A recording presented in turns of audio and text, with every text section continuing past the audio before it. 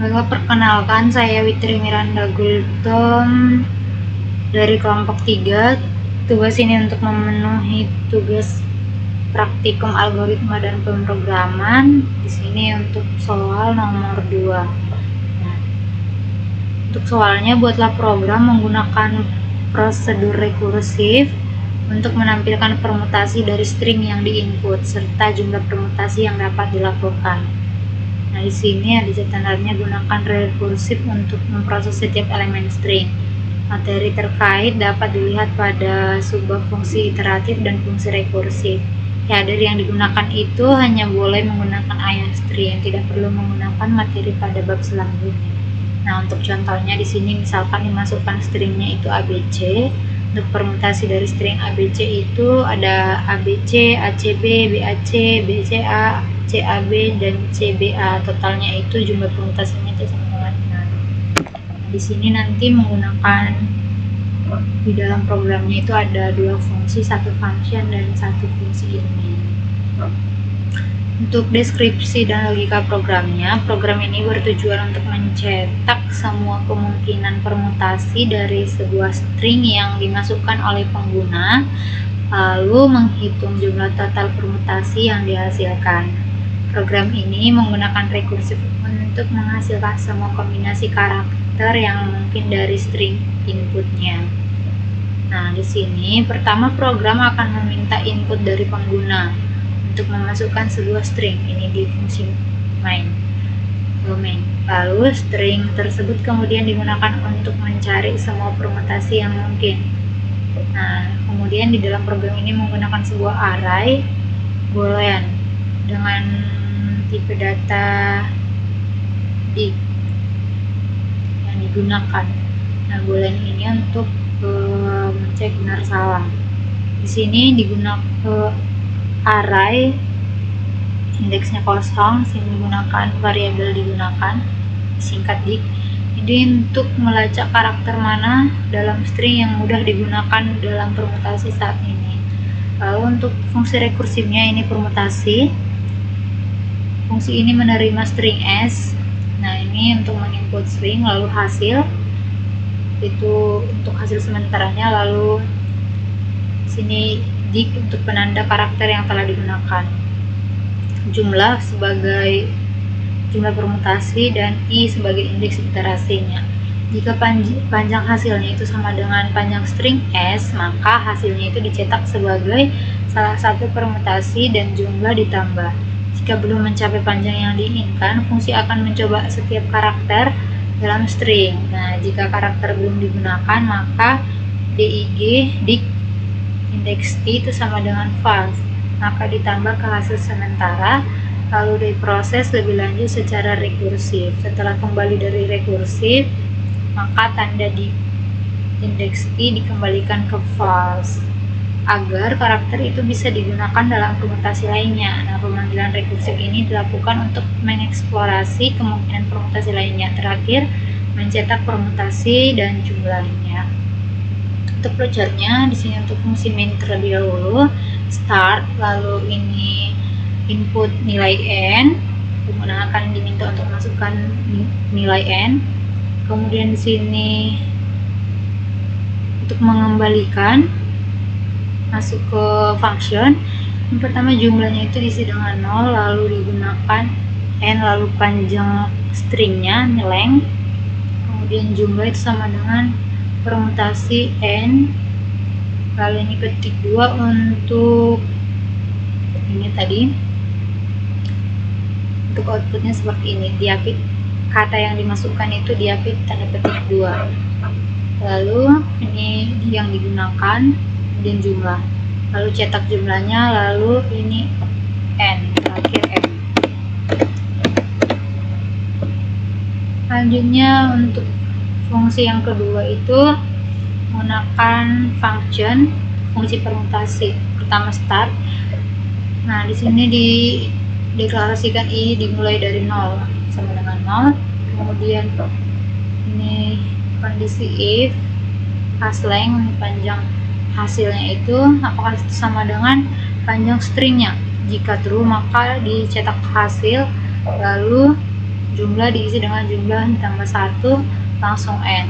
Nah, jika dia false, maka dia mencetak kondisi lagi, mengecek kondisi lagi apakah itu i itu kurang dari panjang string s.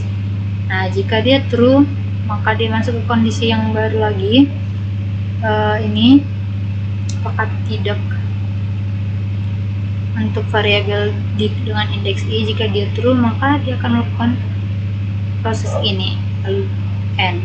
Jika dia false, dia melakukan proses yang ini. Jumlah itu sama dengan ini untuk returnnya, pengembalian. Jika dia true, return ini. Jika false, maka returnnya ini, lalu n. Lalu untuk pseudocode-nya di sini juga dipisahkan untuk functionnya ini. Ini untuk fungsi main. Pertama, mendeklarasikan variabel n dengan tipe data string, lalu variabel div yang digunakan itu n, panjangnya dengan tipe data boolean. Kemudian mulai, lalu baca variabel n.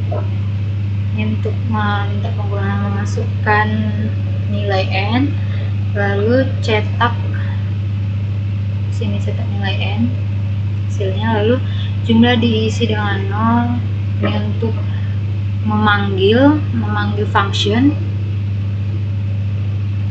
lalu cetak jumlah n.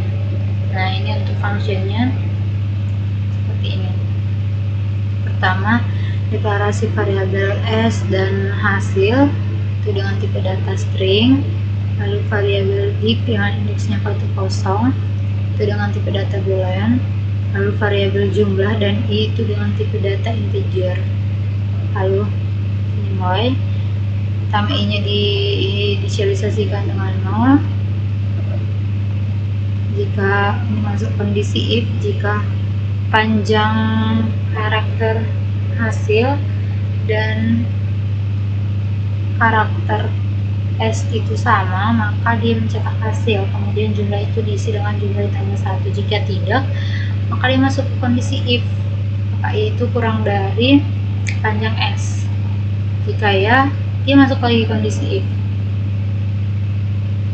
Kemudian jika kondisi if yang di dalamnya juga true, dia akan return. Jika tidak, maka jumlah ini return jumlah itu saat diisi dengan permutasi s hasil menggunakan kemudian jumlah lalu i ditambah 1 untuk menutup kondisi if, lalu n untuk mengakhiri ini if yang ini. Selanjutnya masuk ke di sini, kita masuk ke program C++ nya. Pertama kita masukkan file headernya. Nah, di sini file header yang digunakan input iostream. Untuk mengimport pustaka iostream itu yaitu input dan output subpartisi in, cout, dan ada untuk enter. Lalu using namespace std agar tidak perlu lagi menuliskan std pada bagian cin, pada bagian depan kode cin, cout, dan yang lainnya. Nah, sini kita masukkan fungsi rekursifnya untuk mencari dan mencetak semua permutasi string. Sini function permutasi, kemudian ada variabel s dengan tipe data string, variabel hasil tipe data string, yang digunakan dengan tipe data bulan, lalu jumlah dengan tipe data integer dan i. Nah, langsung kita inisialisasikan i dengan 0. Selanjutnya masuk kondisi if, Jika panjang string hasilnya itu sama dengan panjang string S,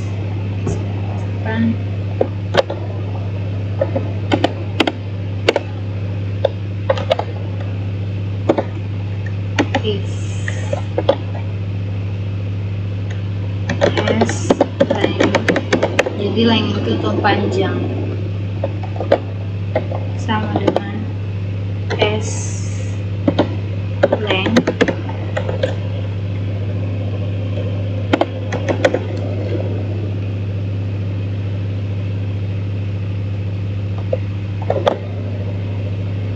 maka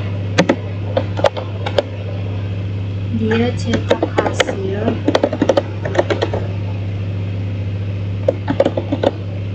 kemudian enter. Lalu jumlahnya itu diisi dengan jumlah plus 1. Bisa kita singkat jumlah plus plus.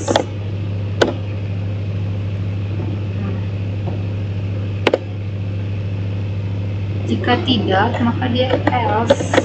Lalu di sini masuk ke kondisi lagi di dalam else. Apakah itu kurang dari panjang karakter string?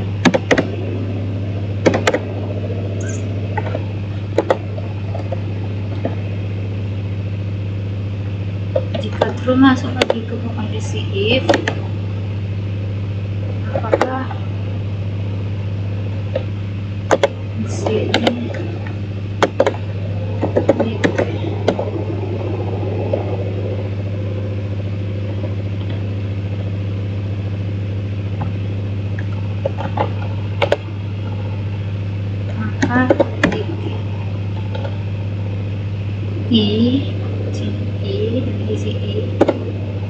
maka maka I itu true. Kemudian jumlah diisi dengan permutasi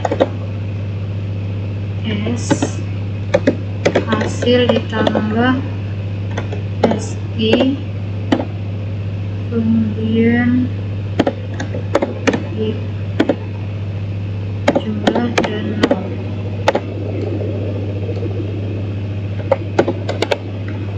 Lalu array index I itu sama dengan false. Isi dengan false. Nah, jika dia tidak memenuhi, maka dia akan mencetak jumlah diisi dengan permutasi S, hasil digunakan jumlah, lalu I ditambah 1. Nah, ini itu untuk memanggil rekursif untuk indeks berikutnya. Sedangkan if yang ini tadi, jika karakternya belum digunakan dalam permutasi, maka akan ditandai karakter sebagai sudah digunakan. Lalu karakter ini akan menambahkannya ke karakter jumlah dengan variabel khas. Lalu akan dikembalikan status karakternya agar bisa digunakan dalam kombinasi lain. Jika tidak, maka dia masuk ke sini untuk memanggil rekursi untuk indeks berikutnya.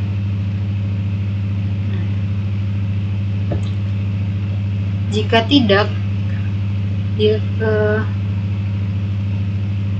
untuk else di kondisi pertama if, dia mencet return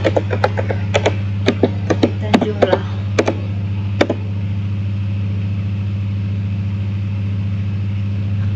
Nah, selanjutnya untuk fungsi in main.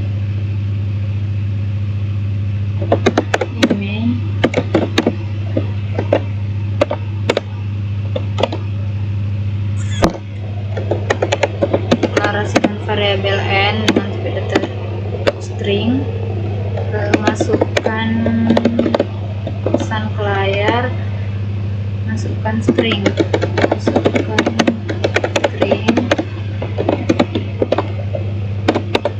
ini dibaca,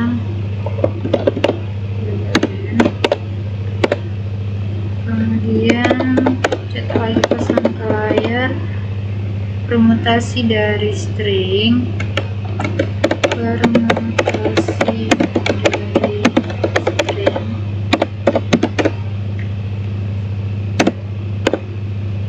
masukkan petik.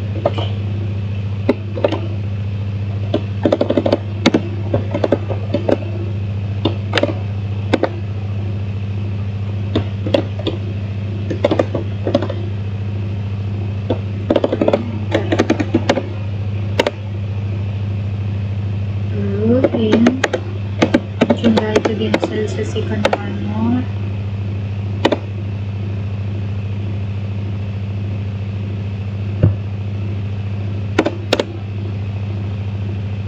kemudian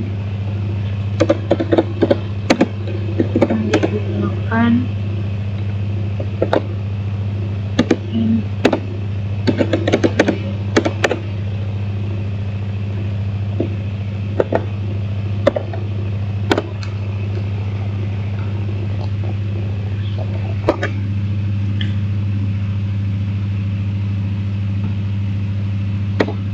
Nah, di sini array bolanya untuk menandai karakter yang telah digunakan. Lalu untuk memanggil functionnya, sini jumlah sama dengan permutasi. Jadi judul functionnya itu permutasi. Kemudian di sini isinya n, lalu ketik dua.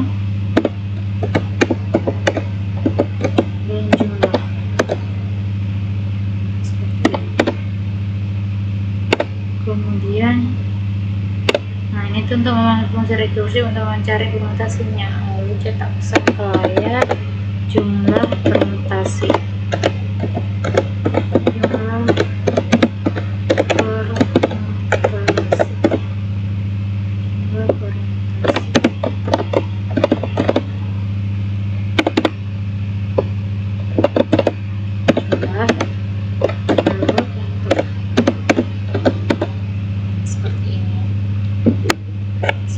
langsung kitaran.